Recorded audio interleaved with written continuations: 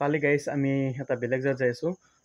মানে আমাৰ ইয়াৰ পৰা প্ৰায় 450 কিলোমিটাৰমান দূৰ হ'ব। তো আমি ক'ত যাই আছোঁ, কি কৰি আছোঁ, চব মহান মানে কিয় যাই আছোঁ গম পাব নেক্সট ভিডিঅ'ত। এইটো ভিডিঅ'ত নকওঁ।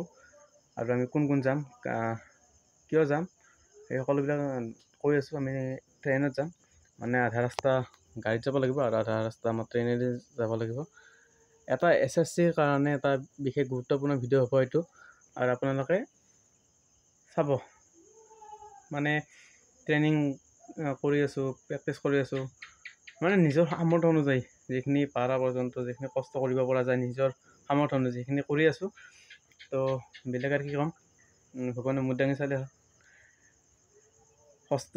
কষ্টটো কৰিছোঁ জীৱনত, বহুত কষ্ট কৰিছোঁ। মই নকওঁ যে কষ্ট কৰা নাই, কষ্ট কৰিছোঁ, কিন্তু আপোনালোকে কষ্ট কৰি আছে যে গম পাইছোঁ। আপোনালোকে ভিডিঅ'টো ক'ৰ পৰা চাই আছে কমেণ্টত জনাব। যদি SSC 2025 চনৰ কাৰণে মানে আপোনালোকে SSC কৰিছে, কিমান নম্বৰ পাইছে, কোনে কিমান নম্বৰ পাইছে কমেণ্টত জনাব। আৰু কি কাষ্টৰ হয়, জেনেৰেল নে OBC নে EWS চাৰ্টিফিকেট আছে, সেইটো জনাব নাপাহৰিব। লগতে মই এটা শ্বৰ্ট ভিডিঅ' মই আপোনালোকৰ মাজত দেখাই আছোঁ যে আমি কেনেকৈ কষ্ট কৰিছোঁ। আৰু ফিল্ডত হয়তো সিদিনা ল'ৰা ছোৱালী সিমান অহা নাছিল, কিন্তু আমি একেলগে প্ৰায় 10-15টামান একেলগে দৌৰি আছোঁ। আৰু কিছুমান অহা নাই, যিহেতু আজিৰ পৰা প্ৰায় এমাহ ডেৰমাহ হ'লেও আছে দিন, কিন্তু সিহঁতৰ প্ৰেক্টিচ আছে। সিহঁতে পৰীক্ষাৰ ৰিজাল্ট দিয়াৰ লগে লগে ট্ৰেইনিং ষ্টাৰ্ট কৰি দিব, মানে প্ৰেক্টিচ ষ্টাৰ্ট কৰিব, আৰু সিহঁতৰ নিশ্চয় ভাল ফলাফল হ'ব। আৰু মোৰ মাৰ্কটো হৈছে 83। মই জেনেৰেল এৰিয়াৰ পৰা আৰু বৰপেটা ডিষ্ট্ৰিক্টৰ পৰা কৈ আছোঁ।